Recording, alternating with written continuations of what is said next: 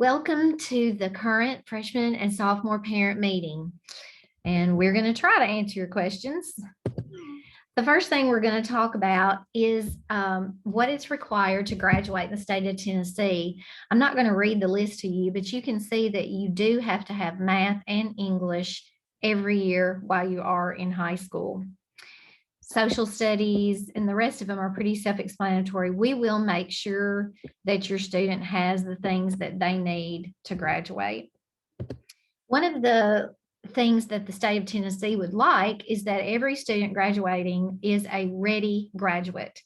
To do that, there are 4 ways. One way is to score 21 or higher on the ACT. The other 3 ways all include something called EPSOs, which are early post-secondary opportunities. One of the ways includes an industry certification, and the 4th way actually includes a score on the ASVAB. The ASVAB is the entrance exam to the military, and it is a very interesting test, and it's good for students to take it, even if you're not considering the military. Early post-secondary opportunities are the following 5 things that we offer: dual enrollment, statewide dual credit classes, local dual credit, AP classes, and we also offer several industry certifications. And I'm going to talk about each of these in depth. The first one are industry certifications. We have 4 national recognized industry certifications. That's OSHA 10, the CNA, ServSafe, which goes along with culinary arts classes, and then ASE, which goes along with our automotive classes.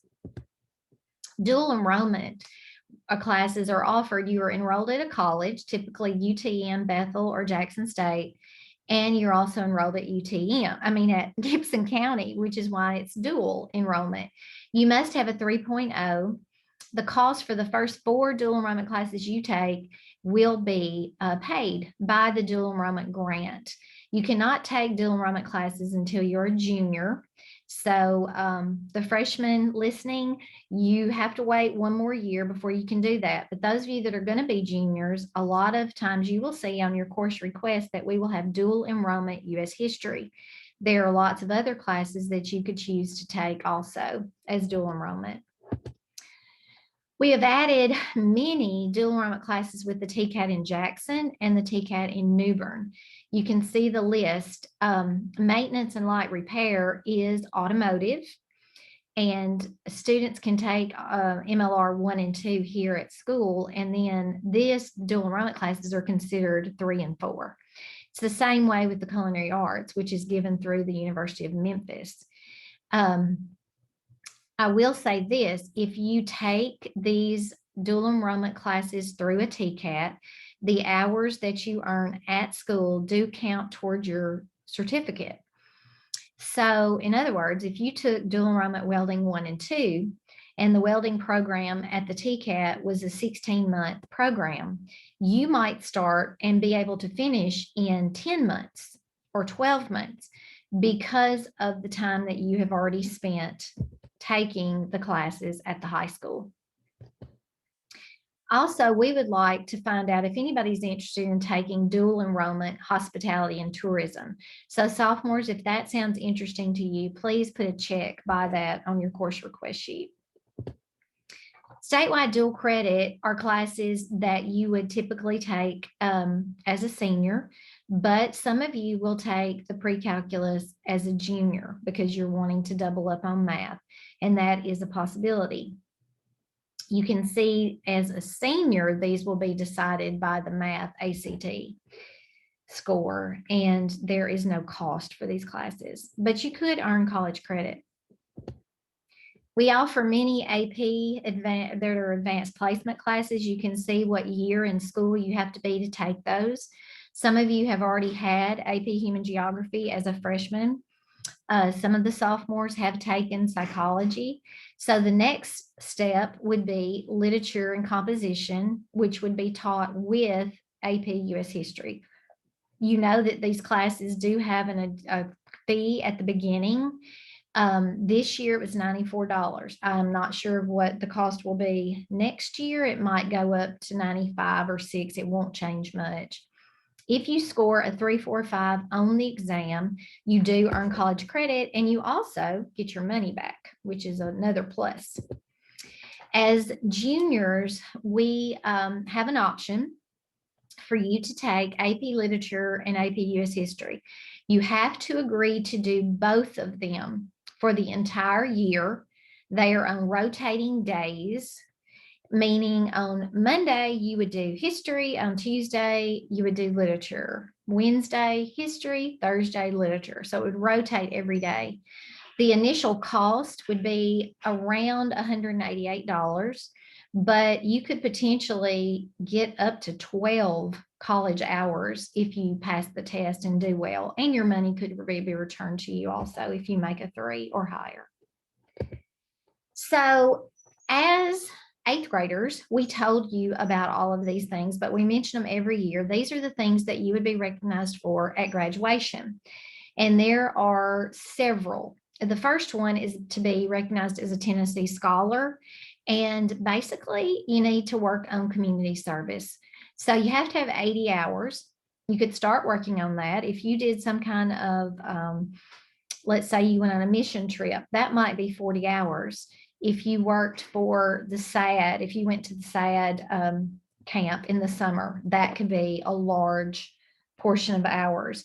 But you can also make it up from just 4 hours here, 3 hours here, but we have to, by the time at the end of your senior year, you have to have 80. Another way to be recognized at graduation is to finish with state honors, meaning that you meet all of the ACT benchmarks. State distinction is another way. You would wear a red and blue cord at graduation. You have to have a B average and one of the following. And most of our students achieve state distinction either by earning 12 credit hours for college, or they get a national industry certification, which we do have a few that will participate in all-state choir or all-state band. We have a few that will receive an ACT score of a 31 or higher. So there's several ways to do that. Pioneer Scholar is how we rank the students from the first place, valedictorian, all the way down. And the best thing to do is in your handbook, there is a mathematical formula that this is figured by. It takes into account two things, your GPA and your ACT. Your GPA, you just need to know, keep it high, take challenging courses, because the challenging courses add more weight into your GPA. And also, of course, get that ACT score as high as possible. Put this chart in just to show you kind of how it benefits you to take honors classes or dual enrollment AP classes. When we figure GPA, an A is a standard 4 points. So quality points for an A are 4. If you take an honors class, an A counts 4.5 quality points, and a dual enrollment class counts 5 quality points. So it does give more weight in your GPA. Now, I'm not going to read the honors criteria to you. I want you to look over these. If you are a sophomore, this is for English. If you are a freshman, this is for English. And of course, some of you may be in English right now, so we don't have the English 110 ready. So those are still up in the air. These are the math criteria, again, for the sophomores and for the freshmen. These are the science criteria that would decide if you go into honors biology or not. I'm sorry, honors chemistry for you that are going to be juniors. And then for the freshmen, this would decide whether you go into honors biology. I did notice after I put this out that I forgot to put in the pre-ACT benchmark for science, which was a 20. That was what you took as an 8th grader at your junior high school. Now, I will say to you, all of these still we might not have the data yet for you, because if you're in a science class, an English class, or a math class this semester, then we don't have that TN Ready data. So another class for the sophomores that you need to know about, if you take chemistry in the fall, you can take biology 2 in the spring as a junior, and it is an upper level science class. It is not required for graduation. It would be one that you just wanted to add and try. It has a CLEP test at the end that the district would pay for you to take. If you pass that CLEP test, then you can earn college credit, and it's free to you. Now, your course request sheet, the students, the sophomores are getting their course request sheets on February the 8th and 9th. The freshmen will not get their course request sheets until February the 16th and 17th. But on these, I'm going to go through what to mark on each one, and you can, come back to this if you need to, but they will have to finish a focus area. You have to have 3 in one area. They will both have dark boxes around English, math, history, and science, and those are because they are required. And if they qualified for honors, those will be highlighted in yellow. If they're not highlighted and your child would like to take honors, it might be because they haven't gotten their TN Ready scores from this spring. And if that's the case, you just write out, circle the honors class, and then just write out teacher rec beside it, and we will check it. Okay, so for the sophomores, you can read through this list and notice when at the very first one, this is really important, sophomores. If you want to take the AP classes, you are doing AP Lit and AP History. It takes the place of English 3 and US History. So you will mark an English, mark a math, a science, the history, the US history, and you can mark dual enrollment. You would mark government ACT prep, focus classes, Spanish if you haven't already taken them, lifetime wellness if you haven't taken it. Now you will circle 8 and you will write in 2 alternates just in case. For the freshmen, you're going to do English, geometry, biology, world history if you didn't take it this year, lifetime wellness if you didn't take it, and then Spanish 1 and 2, and classes in your focus area. You also would want to take a fine art if you did not do that as a freshman. You will circle 8 classes and you will write in 2 alternates. And I think I've already addressed this, but if your student did not qualify for honors and you want to take it, just write teacher rec beside the course. So I told you I will be meeting with the sophomores February the 8th and 9th, and I think this video is going to become available on February the 8th. The course request will be turned in this Thursday, February the 11th, with a parent signature. Guys, you need to remember you will be taking the ACT test February 17th here at Gibson County, a practice. This is free for all sophomores, and you will receive a score report that will be provided to you. It will tell you what areas you need to practice in. It will give you access to a wonderful website that will help you practice for your junior year. Freshmen, we will be meeting with you again about your schedules on the 16th and 17th.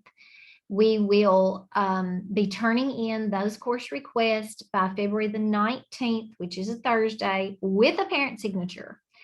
If there is a freshman out there that would like to take the practice ACT, we will be giving that this Friday, first thing in the morning, 8 o'clock.